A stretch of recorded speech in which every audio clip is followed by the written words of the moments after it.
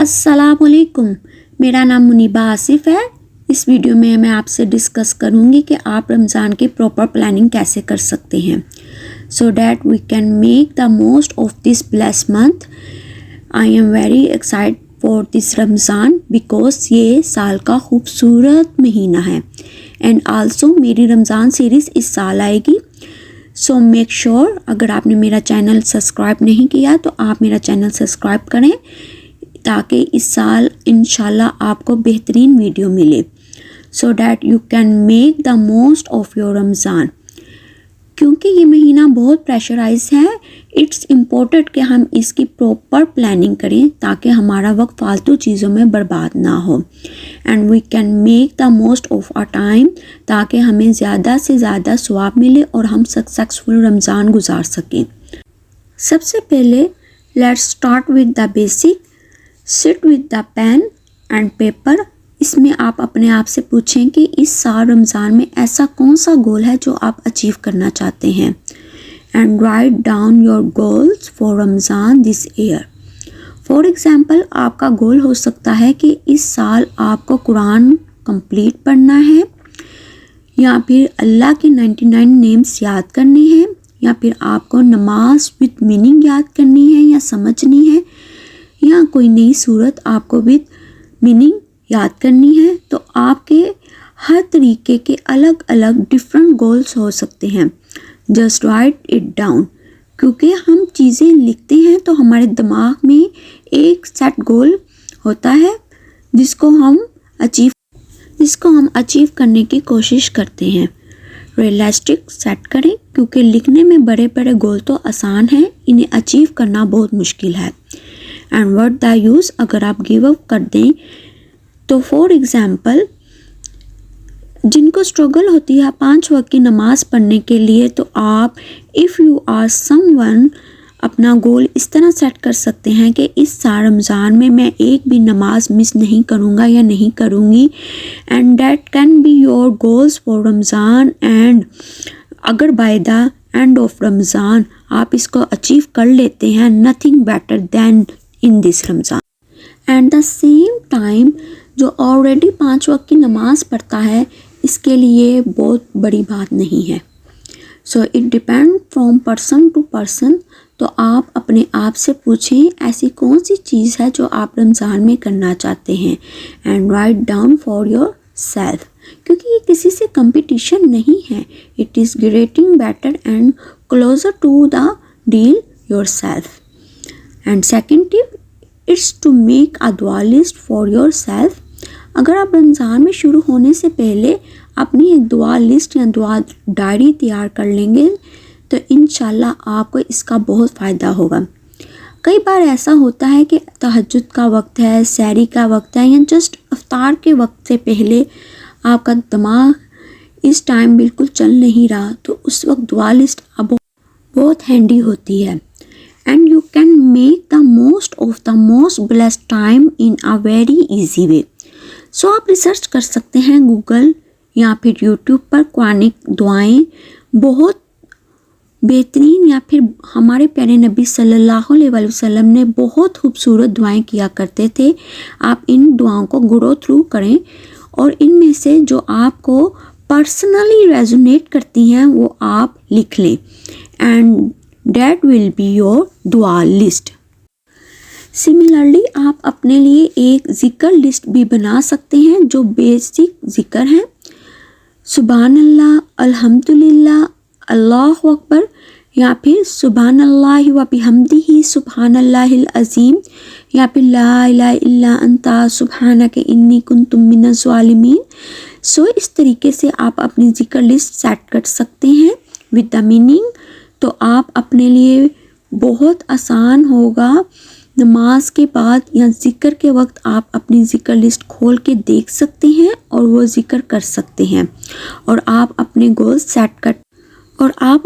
Set कर सकते हैं कि आपको एक तस्बीह पढ़नी है या मुझे ये ज़िक्र इतनी बार करना है and by the end of the day you will end up doing the lot of ज़िक्र compare to not planning at all. So the next step is for girls. अगर आप नॉन हिजाबी हैं तो आप रमज़ान में हिजाब पहनना ट्राई कर सकते हैं।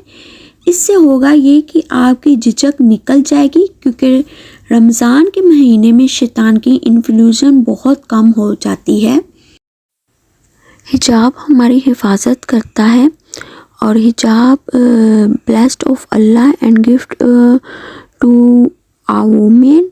और एक और है, फरिश्ते करते हैं हिफाजत उसकी, सुना है जो लड़की सर पे दुपट्टा ओढ़ती है। हिजाब is very important for women. You will feel more comfortable in wearing हिजाब। सेकेंडली जो आपके मुस्लिम और नॉन मुस्लिम फ्रेंड्स हैं, they will also understand okay, Ramzan चल रहा है and this is why she is wearing hijab, so it more understood in this month and try by the end of Ramzan you do continue it। इससे होगा ये कि हर रमज़ान आपकी झिझक उतरती जाएगी एंड इंशाल्लाह वन डे ऐसा रमज़ान भी आएगा कि आप हिजाब उतारेंगे ही नहीं and you get more comfortable with us. जब आप हिजाब पहनकर बाहर जाएंगे, लोगों से मिलेंगे, तो आप में कॉन्फिडेंस आएगा और आपके जो प्रीकंसीव्ड नोशंस हैं वो क्रैश होंगे and it makes you more comfortable in wearing हिजाब। सो इंशाल्लाह इस महीने में यू कैन ट्राई। क्या पता आपको ये एक्सपीरियंस पसंद आए and you continued it wearing. And next step is make a Ramzan kit. अब रमज़ान किट का मतलब क्या है कि आपके पास एक रेडी हिजाब होना चाहिए जो आपको जब भी नमाज़ पढ़नी हो और आप उसको रैप करके नमाज़ पढ़ सकें। सेकेंडली आपके पास एक जाय नमाज होनी चाहिए। अपार्ट फ्रॉम दिस कि आपके पास एक ट्रांसलेटेड कुरान होना चाहिए।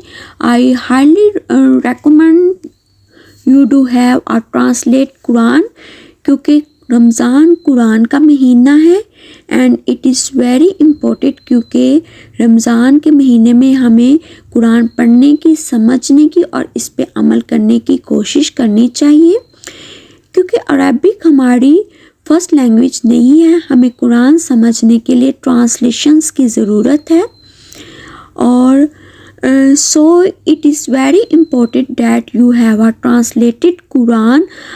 अगर आपके पास तर्जमे वाला कुरान नहीं है, सो मेक श्योर रमज़ान शुरू होने से पहले आप ट्रांसलेशंस कुरान ले आएँ, सो डैट आपका रमज़ान बेहतरीन तरीके से गुजर सके। एंड लास्टली आपके पास एक तस्बीह होनी चाहिए। You can have a conventional तस्बीह या फिर काउंटर तस्बीह या डिजिटल तस्बीह आप अपने पास रख सकते हैं and you can carry it everywhere. चाहे आप कॉलेज जाते हैं, ऑफिस जाते हैं या आप घर पे रहते हैं, तो आपके पास तस्बीह होनी चाहिए ताकि आप अपनी जिक्र लिस्ट में से जितना भी जिक्र है इसको ट्रैक कर सकें। So this is the basic Ramzan kit which I feel जो आपके पास होनी चाहिए। तो इसका इंतज़ाम आप रमज़ान से पहले ही कर लें तो you will have a smoother Ramzan इंशाल्लाह। Next thing that you should do before Ramzan is to calculate your ज़ुकात। अगर आपने ज़ुकात अभी तक नहीं दी या रमज़ान में ही ज़ुकात निकालते हैं तो मेक श्योर कि आप सारी ज़ुकात कैलकुलेट कर लें पहले से ही, सो डैट यू नो कि आप रमज़ान में किस किस को कितनी कितनी ज़ुकात डिस्ट्रीब्यूट करनी है। तो ये सारी प्लानिंग आप रमज़ान से पहले ही कर लें। It could be a smoother experience for you. And अगर आप स्टूडेंट हैं या फिर if you don't earn yourself तो आप सदक़े के लिए सेविंग कर सकते हैं। For example if you are a student और आपको पॉकेट मनी मिलती है अपने पेरेंट्स से, so insist of buy something for your self, save it and inshallah you can give charity with that money in the month of Ramzan and आपको इसका बहुत सवाब मिलेगा। तो आपको ये छोटी छोटी चीज़ें रमज़ान से पहले ही करनी है। Even if you are a saving, आपको सेविंग करनी है, रमज़ान से पहले ही शुरू करनी होगी ताकि आप इसको रमज़ान में सदक़े में दे सकें। So these are the little things that you need to do before Ramzan and next step is अपनी आप ईद की शॉपिंग आउटफिट पहले से ही कर लें बिकॉज़ ईद के लिए सारी तैयारियां आखिरी के 10 दिनों के साथ शुरू हो जाती हैं। बट वी फॉरगेट कि रमज़ान के आखिरी 10 दिन और 10 रातें बहुत ज़्यादा इम्पोर्टेंट होती हैं।